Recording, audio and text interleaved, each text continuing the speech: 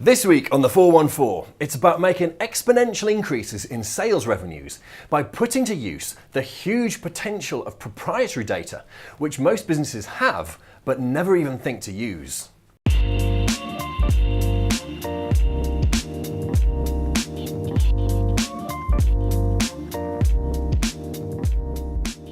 Hi, I'm James Rostance and welcome to the 414. Each week with some of the greatest and most interesting minds in marketing. And joining me today is a man who specialises in unlocking the value in frequently overlooked proprietary data, which can actually be used to provide exponential increases in campaign effectiveness and skyrocket sales. Welcome, Giles Ivey. Thank you, nice to be here. So Giles, could you start by explaining what is the current general approach to data which marketers take, and perhaps what is wrong with that? I think at the moment people are still a little bit frightened of data. We're only 12 months on from GDPR in Europe, and obviously it's different globally. So at the moment people are sitting on an absolute wealth of data, and a marketer, whether that data can be used for their brand or for their company, they're just starting to understand the potential of what that data can do for their business if they work with someone who can help them unlock the potential. Okay, well, with that being the case, what are the latest possibilities? What we do is we work with businesses that have a huge amount of proprietary data. You said it better than me. And as I said, marketers don't know what they're sitting on sometimes. And some people have a vast wealth of data. Some people have not much data. But what we see is a common thread when we talk to people out in the world of advertising is, how can I use my data better? Have I got something that could really help me help the brand I work on? So what's the power of it? And sometimes the power of data is that you don't just use an element or a strand of data in isolation. You might take some proprietary data, you might look at sentiment on Twitter, you might look at what the weather's doing, you might have third-party data, people like Oracle. The skill is to put this together to drive something that's really going to help your advertising. All right, well, so what would be your favourite successful example of marketing intelligence being put to use? I think a very simple one is we worked with a mobile company, and they were saying, this is what we do with our advertising, this is what we do with our marketing, this is how we use data.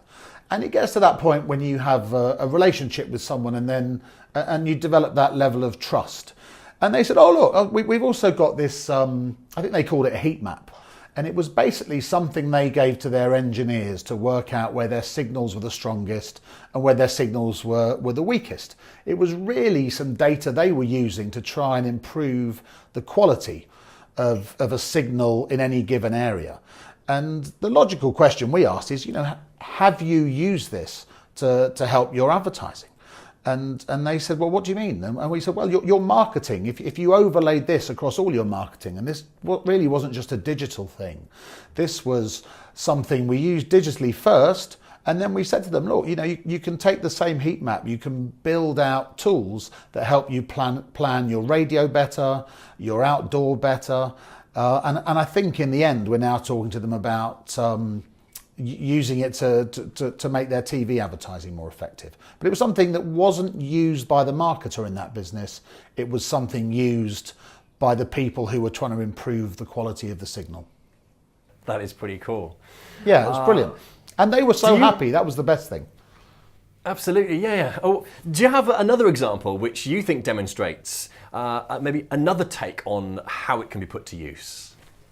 Well, this example was more about a brand operating by geo. There was a travel company we've worked with in the UK quite extensively for 2 or 3 years, and anyone who's ever had an e-commerce model online will understand that the traditional model is sometimes, whether it's a credit card, whether it's a holiday, whatever it is, an advertiser will pay a partner a CPA or a cost per acquisition, if that's too jargony. And we worked with a travel company, and after about 6 or 7 months, we said, okay, this CPA is interesting, but wouldn't you be more interested if we could drive you customers who have a bigger basket size? You know, because you're paying us the same amount of money whether someone's spending £200 on a holiday or £2,000 on a holiday. And they said, oh yeah, that's interesting. And then after we've been working with them for about 2 years, we said, well, shouldn't you start looking at the lifetime value of a customer? Because isn't that more interesting than a basket size? You know, someone can come in, spend 1,500 on a holiday, and you might never see them again. So how can we work with them, understanding their data and the data that's available for them to use to actually do what we're doing now, which is look at customers who have a high lifetime value. And actually, it's a good example in e-commerce, but it's an example you could take to cars. There's lots of relative fields where you want to make sure you get the right car model to the right person. So it can be used elsewhere, that kind of insight.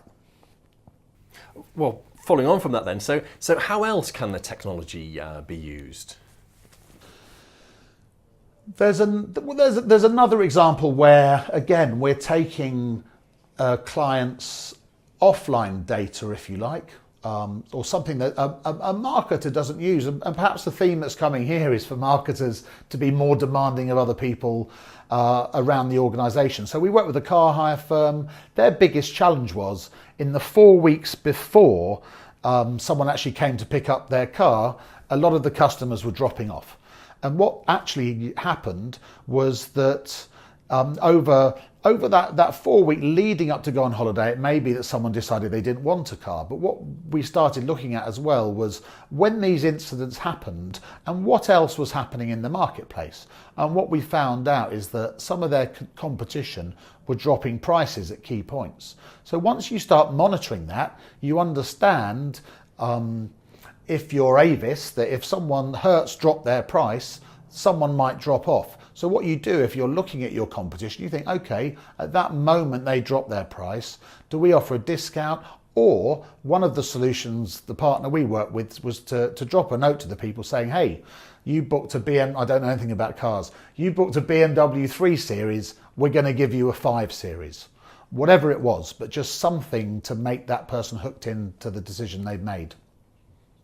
Right, and presuming then that this is all automated, then is it the delivery of the offer, for example? There's a lot of automation. To be a true AI business, that's fully automated, and I think we work with a number of data scientists, both client side and our side of the relationship, and they will tell you that to qualify for being AI, there's 10 things you have to be, and we're 7 of them. What we still find with technology the way it is at the moment, there is still no substitute for taking great insight, for having technology that makes suggestions, but also to have the human element as well. And that's what differentiates us, I think, from some of the businesses that marketers work with. Nice. Okay, well, looking to the future then, what do you predict will be next on the horizon or likely developments within marketing intelligence? Well, at the moment, I'd say people are really... someone asked me a question the other day. They said, what percentage of marketers do you think are really using data brilliantly at the moment? And they were surprised because I said, I don't think it's very much more than 5 to 10% of people when we look at every brand in the UK or every brand in the world. And so I think the next trend will people getting more comfortable with using their data. Certainly if we take where we are in the UK and Europe, GDPR was a big thing. And we spent hundreds of thousands of pounds. A lot of the customers we work with spend hundreds of thousands of pounds really working out what you have to do to be GDPR compliant and what's okay and what's going to be okay in the future and what isn't. So GDPR can sometimes be the elephant in the room, but I think actually working with a company that's a professional in that area and working with a company you trust. And I think the way I would see that evolving is people will start on quite small projects with data, and as that trust develops and the trust builds, I think we'll see big companies and small companies working more closely with people who work in the marketing intelligence world. Where that will go from there, The low-hanging fruit is really digital activation, but in a world where very soon, perhaps 5 years, 10 years time, 90% of what's consumed will either be on a mobile or a tablet and will be a one-to-one experience, I think we'll see a lot of data being used, almost to target every single, what we call a TV advert today will have some element of data to make that decision of what adverts we put in front of consumers.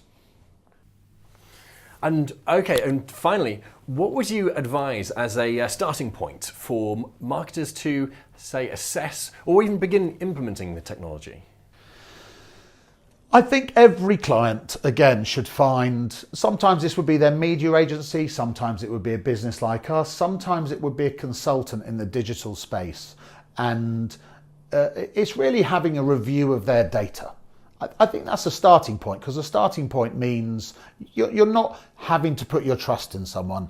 It's merely saying to another business, look, you're a professional in this area, you have a lot of experience, here's the data we've got. How would you use it if you were us? And that doesn't mean that there's a commitment straight away. It's a very easy process. And certainly, if someone were to ask us, or I think even a media agency who we work with a lot, if a marketer says, what should I do? We say, look, actually, this data here could really, really help. Sometimes we say that data, that's not going to shift the dial a lot. That's not going to shift the dial a lot. It's in no interest for us to lead someone down a road where there isn't maybe a pot of gold at the end of it or something more exciting they can do with the data. So find a partner you trust, ask them to review your data and work with them to understand how that could better help your marketing in the future. I like that. Giles Ivy at MIQ, thank you ever so much for joining me today. Appreciate that. Thank you so much. Thanks for the good questions. Thank you. Well, if you enjoyed watching and you'd like to learn more insights and wisdom from some of the greatest and most interesting minds in marketing every week, then please do subscribe now. You can subscribe via the iTunes or Apple Podcast app, or visit the414.net for all other subscription options, as well as watching previous episodes. I'm James Rostance. Thank you for watching.